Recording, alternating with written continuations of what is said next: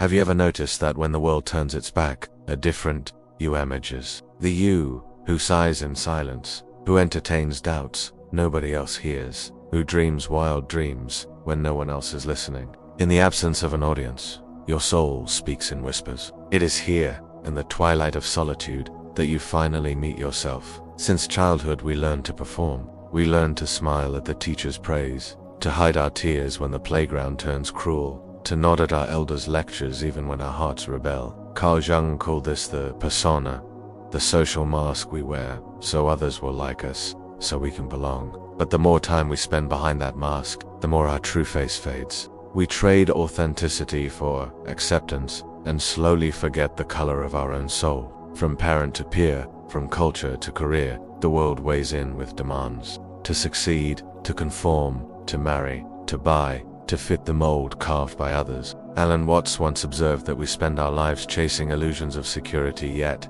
find only restlessness. Expectations become chains, and the person behind them grows small, shrunken by the shadows of should and must. In darkness, free from external eyes, those chains fall away and the heart lifts. In silence, we become our own mirror. The critic within, long muffled by busy days, speaks clearly now. You are not enough. It whispers, you don't belong. These are echoes of old wounds, parents, disappointments, schoolyard taunts, society's sharp judgments. But Rumi reminds us that our wounds are the opening through which the light of our soul enters. Alone, we see our scars for what they are. Sacred invitations to heal, to know ourselves more deeply, to transcend the pain that once defined us. Jung taught that the shadow those aspects we deny or despise in ourselves lives in darkness until we bring it into light. When no one's watching, our shadows dance at the edge of awareness.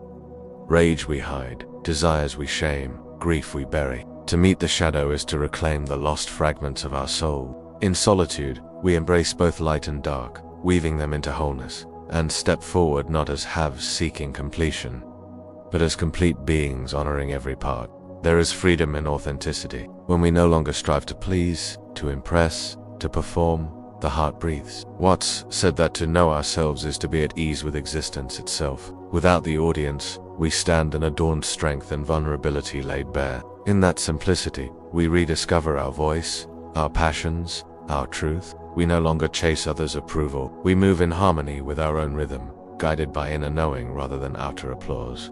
Rumi wrote, "Let the beauty we love be what we do." Alone, we remember our first love's art, laughter, wonder at the sky. We recall childhood moments when we painted with imagination, danced with abandon, whispered secrets to the stars. Those impulses, deemed frivolous or impractical, are the soulful melodies we silenced to fit in. In solitude, we listened again. We dance in the kitchen.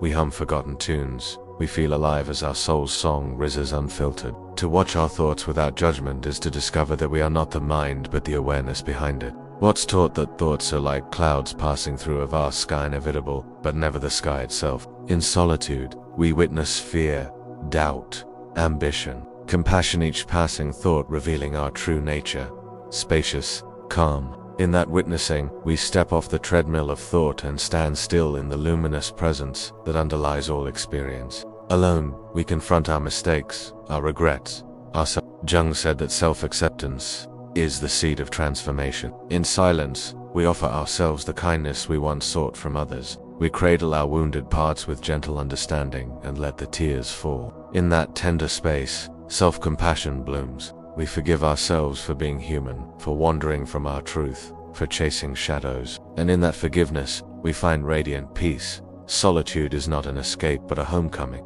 Emerging from silence, we bring the gifts of authenticity, compassion, and clarity into the world. We speak with gentle honesty. We listen with open hearts. We create from our inner world. The masks remain, but they no longer define us. We stand in the crowded room no longer performing, but present, embodying the self we discovered when no one was watching. When the final note of silence fades, we carry within us the echo of our true voice.